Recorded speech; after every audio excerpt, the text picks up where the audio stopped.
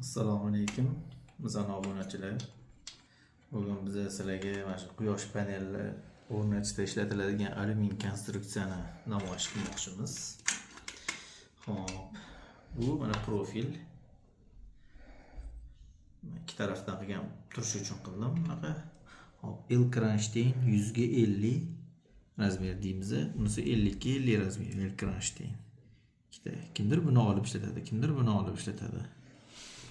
Shu ikki tarafda ham xuddi shu narsani mana qilganmiz. Hop, buni боковой крепление deydi. Kimdir прижим концевой deydi.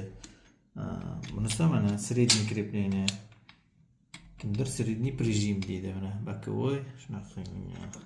Bu yerda ham xuddi shu narsalar mana. O'rtadagisi profil соединитель bo'ladi. Bu mana bunaqa narsa bo'ladi mana. O'rtasidan qotiradi. Men ustiga qildim ati. Buni ikki tarafda bo'lgani uchun o'zi mana o'rtada bo'ladi. Bunaqasiga, kimdir bunaqasiga qotiradi. Ustidan endi har xil. Men ham bilmayman kim qanaqa qotirishini. Chunki men usta emasman. Shu narsalarni ishlab chiqaramiz. Mana yana boshqatdan qaytaraman.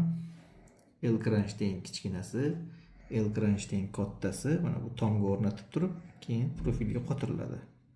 Shunda profil balandlikda bo'ladi mana.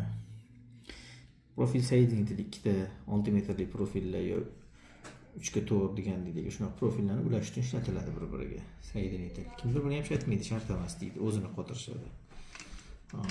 Bu концевой прижим, средний прижим, yana концевой.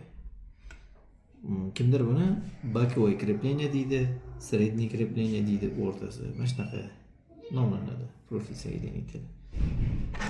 Bu narsa. Mana bizning yana kreplenyalarimiz. Средний, боковой, bular mana bunaqa qotiriladi.